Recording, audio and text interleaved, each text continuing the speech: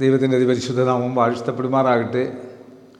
Canaan പ്രവേശനത്തിനായി ഉള്ള ദൈവിക യാത്രയിൽ അടിമത്തത്തിൽ നിന്ന്, സാത്താൻ്റെ അടിമത്തത്തിൽ നിന്ന്, ഫറവോൻ്റെ അടിമത്തത്തിൽ നിന്ന് ഇസ്രായേൽ മക്കളെ മോശ വിടുവിച്ച് കനാനിൽ പ്രവേശിക്കുന്നത് പോലെയുള്ള യാത്രയുടെ മധ്യത്തിൽ അവർക്ക് കൊടുക്കുന്ന കൽപ്പന അവർക്ക് കൊടുക്കുകയാണ്.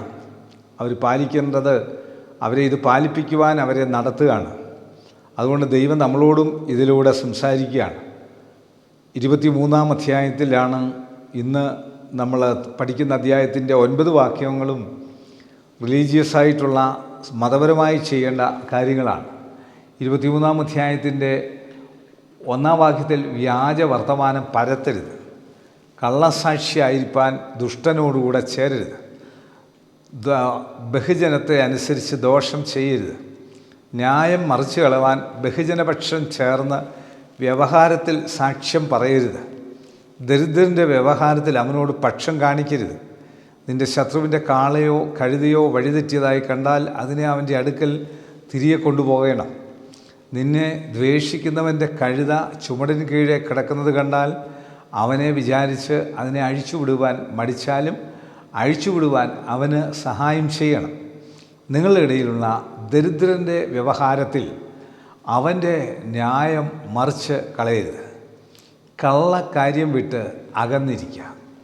കുറ്റമില്ലാത്തവനെയും നീതിമാനെയും കൊല്ലരുത്. ഞാൻ ദുഷ്ടനെ നീതീകരിക്കുകയില്ലല്ലോ. സമ്മാനം കാഴ്ചയുള്ളവരെ കുരുടാക്കുകയും നീതിമാന്മാരുടെ വാക്കുകളെ മറിച്ച് കളയുകയും ചെയ്യുന്നത് കൊണ്ട് നീ സമ്മാനം വാങ്ങരുത്. പരദേശിയെ ഉപദ്രവിക്കരുത്. നിങ്ങൾ മിസ്രയീം ദേശത്ത് പരദേശികളായിരുന്നതുകൊണ്ട് പരദേശിയുടെ അനുഭവം അറിയുന്നുവല്ലോ. ദൈവത്തിൻ്റെ സന്നിധിയിൽ കൃത്യമായി ഈ കാര്യങ്ങളൊക്കെ ഉള്ളപ്പോൾ, ഈ കാര്യങ്ങൾ പറയുമ്പോൾ പൊതു ജീവിതത്തിൽ ഞാനും നിങ്ങളും പാലിക്കേണ്ടതായ കാര്യങ്ങളാണ് ഇവിടെ പറയുന്നത്. ഇതിലൊക്കെ നമ്മൾ എത്രമാത്രം നമ്മുടെ എതിരാളികളോട്, നമ്മൾക്ക് ഇഷ്ടമില്ലാത്തവരോടുള്ള നമ്മളുടെ ഇടപാടുകൾ എപ്രകാരമായിരിക്കുന്നുവെന്ന് മനസ്സിലാക്കാൻ സാധിക്കും. പുറപ്പാട് പുസ്തകം 23-ാം അധ്യായത്തിൻ്റെ 10 മുതൽ 19 വരെയുള്ള വാക്യങ്ങൾ നമുക്ക് കാണുവാൻ സാധിക്കുന്നത് ശബത്തും നമ്മുടെ ആചാരങ്ങളെ പറ്റിയുള്ള കാര്യങ്ങളാണ് പറയുന്നത്. ശബത്തിനെ എങ്ങനെയാണ് നമ്മൾ ചെയ്യേണ്ടത് എന്ന് വളരെ വ്യക്തമായിട്ട് അറിയിക്കുകയാണ്. ഇന്ന് നമ്മൾക്ക് ദൈവത്തെ ആരാധിക്കാൻ സമയമില്ലാത്തൊരു കാലഘട്ടത്തിൽ 10-ാം വാക്യത്തിൽ പറയുന്നു, 6 സംവത്സരം നിൻ്റെ നിലം വിതച്ച് വിളവെടുത്തുകൊള്ളുക, 7-ാം സംവത്സരത്തിലോ അത് ഉഴവ് ചെയ്യാതെ വെറുതെ ഇട്ടേക്കുക. നിൻ്റെ ജനത്തിലെ ദരിദ്രന്മാർ അഹോവൃത്തി കഴിക്കട്ടെ, അവർ ശേഷിപ്പിക്കുന്നത് കാട്ടുമൃഗങ്ങൾ തിന്നട്ടെ. നിൻ്റെ മുന്തിരിത്തോട്ടവും ഒലിവ വൃക്ഷവും സംബന്ധിച്ചും അങ്ങനെ തന്നെ ചെയ്യുക. 6 ദിവസം വേല ചെയ്യുക, 7-ാം ദിവസം നിൻ്റെ കാളയെയും കഴുതയും വിശ്രമിപ്പാനും നിൻ്റെ ദാസിയുടെ പുത്രനും പരദേശിയും ആശ്രയിപ്പാനും വേണ്ടി നീ സ്വസ്ഥമായിരിക്കണം. അത് പ്രത്യേകം നമ്മളെ ശ്രദ്ധിക്കണം. നമുക്ക് ഉള്ളത് മറ്റുള്ളവർക്ക് പങ്കുവയ്ക്കുന്നതിൻ്റെ ഭാഗമാണിത്. നമ്മുടെ കൂടെയുള്ളവർക്കും സ്വസ്ഥത കൊടുക്കുവാനായിട്ട് നമ്മൾ ബാധ്യസ്ഥരാണ്. 13-ാം വാക്യത്തിൽ ഞാൻ നിങ്ങളോട് കൽപ്പിച്ച എല്ലാറ്റിലും സൂക്ഷ്മതയോടെ ഇരിപ്പീൻ, അന്യദൈവങ്ങളുടെ നാമം കീർത്തിക്കരുത്, അത് നിൻ്റെ വായിൽ നിന്ന് കേൾക്കുകയും അരുത്. 14-ാം വാക്യത്തിൽ സംവത്സരത്തിൽ 3 പ്രാവശ്യം എനിക്ക് ഉത്സവം ആചരിക്കണം, പുളിപ്പില്ലാത്ത അപ്പത്തിൻ്റെ ഉത്സവം ആചരിക്കണം. പെസഹയുടെ കാര്യമാണ് ഓർപ്പിക്കുന്നത്. ഞാൻ നിന്നോട് കൽപ്പിച്ചതുപോലെ ആബീബ് മാസത്തിൽ നിശ്ചയിച്ച സമയത്ത് 7 ദിവസം പുളിപ്പില്ലാത്ത അപ്പം തിന്നുക. അന്നല്ലോ നീ മിസ്രയീമിൽ നിന്ന് പുറപ്പെട്ടു പോകുന്നത്. എന്നാൽ വെറും കൈയോടെ നിങ്ങൾ എൻ്റെ മുമ്പാകെ വരരുത്. വയലിൽ വിതച്ച വിതയുടെ ആദ്യഫലമെടുക്കുന്ന കൊയ്ത്ത് പെരുന്നാളും ആണ്ടറുതിയിൽ വയലിൽ നിൻ്റെ വേലയുടെ ഫലം കൂട്ടിത്തീരുമ്പോൾ കായ്കനി പെരുന്നാളും ആചരിക്കണം. യഹോവയുടെ പെരുന്നാളുകളെ പറ്റിയാണ് ഇവിടെ പറയുന്നത്. സംവത്സരത്തിൽ 3 പ്രാവശ്യം നിൻ്റെ ആണുങ്ങളെല്ലാം കർത്താവായ യഹോവയുടെ മുമ്പാകെ വരണം, ദൈവസന്നിധിയിൽ കടന്നു വരണം. എൻ്റെ യാഗരക്തം പുളിപ്പുള്ള അപ്പത്തോടുകൂടി അർപ്പിക്കരുത്. എൻ്റെ യാഗമേധസ് ഉഷകാലം വരെ ഇരിക്കുകയും വരുത്. നിൻ്റെ ഭൂമിയുടെ ആദ്യ വിളവുകളിലെ പ്രഥമഫലം നിൻ്റെ ദൈവമായ യഹോവയുടെ ആലയത്തിൽ കൊണ്ടുവരണം. ആട്ടിൻകുട്ടിയെ തള്ളയുടെ പാലിൽ പാകം ചെയ്യരുത്. ഇത് ദൈവത്തിൻ്റെ സന്നിധിയിൽ നമ്മൾ ചെയ്യേണ്ടതായ കാര്യങ്ങൾ ഓർപ്പിക്കുകയാണ്. നമ്മളുടെ ശബത്തിനെ പറ്റിയും നമ്മൾ ചെയ്യേണ്ടതായിട്ടുള്ള മറ്റ് കാര്യങ്ങളെപ്പറ്റിയും. ദൈവം മുമ്പാകെ ഇന്ന് നമ്മൾക്ക് കൃഷി മുഴുവൻ നശിച്ചു. ഭൂമി പാഴ്ശൂന്യമായിക്കൊണ്ടിരിക്കുന്ന ഈ കാലഘട്ടത്തിൽ, കായ്കനികളും നശിക്കുന്ന ഒരു കാലഘട്ടത്തിൽ നമുക്ക് ലഭിക്കുന്ന പണം ദൈവസന്നിധിയിൽ അനുഗ്രഹത്തോടെ കൊണ്ടുവന്ന് അത് കാഴ്ചവെക്കുവാനായിട്ട് സാധിക്കുമ്പോഴാണ് ദൈവത്തിൻ്റെ പരിശുദ്ധാത്മാവ് പ്രവർത്തിക്കുവാനായിട്ട് സാധിക്കുന്നത്. 20 മുതൽ 33 വരെയുള്ള വാക്യങ്ങൾ ലവ്സ് റിലേറ്റിംഗ് ടു കോൺക്വസ്റ്റ്, അതായത് ഇതാ വഴിയിൽ, 20-ാം വാക്യത്തിൽ ഇതാ വഴിയിൽ നിന്നെ കാക്കേണ്ടതിന്, ഞാൻ നിയമിച്ചിരിക്കുന്ന സ്ഥലത്തേക്ക് നിന്നെ കൊണ്ടുപോകേണ്ടതിന് ഞാനൊരു ദൂതനെ നിൻ്റെ മുമ്പിൽ അയക്കുന്നു. നീ അവനെ ശ്രദ്ധിച്ച് അവൻ്റെ വാക്ക് കേൾക്കണം. അവനോട് വിഘടിക്കരുത്. അവൻ നിങ്ങളുടെ അതിക്രമങ്ങളെ ക്ഷമിക്കുകയില്ല. നമ്മളോടെപ്പോഴും ദൂതനുള്ളതുപോലെ പുതിയ നിയമ ഇസ്രായേലായിട്ടുള്ള എനിക്ക് നിങ്ങൾക്ക് മുമ്പേ ദൂതന്മാർ പോകുന്നുണ്ട്. അതിന് നമ്മൾ മറുതലിക്കരുത്. എൻ്റെ നാമം അവനിലുണ്ട്.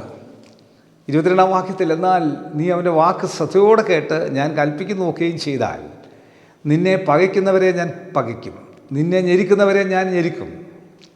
എൻ്റെ ദൂതൻ നിനക്ക് മുമ്പായി നടന്ന് നിന്നെ അമോര്യർ, ഹിത്യർ, പെരിസ്യർ, കനാന്യർ, ഹിവിയർ, യെബൂസ്യർ എന്നിവരുടെ ദേശത്തേക്ക് കൊണ്ടുപോകും.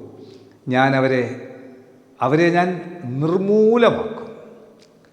ദൈവത്തിൻ്റെ സന്നിധിയിൽ ദൈവത്തോടുള്ള ബന്ധത്തിൽ ദൈവദൂതന്മാർ നമ്മളോട് സംസാരിക്കുന്ന രീതിയിൽ മുൻപോട്ട് പോകുവാൻ സാധിക്കുമ്പോൾ 24-ാം വാക്യത്തിൽ, 23-ാം അധ്യായത്തിൽ 24-ാം വാക്യത്തിൽ അവരുടെ ദേവന്മാരെ നമസ്കരിക്കരുത്, അവയെ സേവിക്കരുത്, അവരുടെ പ്രവൃത്തികൾ പോലെ പ്രവർത്തിക്കരുത്, അവരെ അശേഷം നശിപ്പിച്ച് അവരുടെ വിഗ്രഹങ്ങളെ തകർത്ത് കളയണം, നിങ്ങളുടെ ദൈവമായ യഹോവയെ തന്നെ സേവിപ്പീൻ, എന്നാൽ അവൻ നിൻ്റെ അപ്പത്തെയും വെള്ളത്തെയും അനുഗ്രഹിക്കും.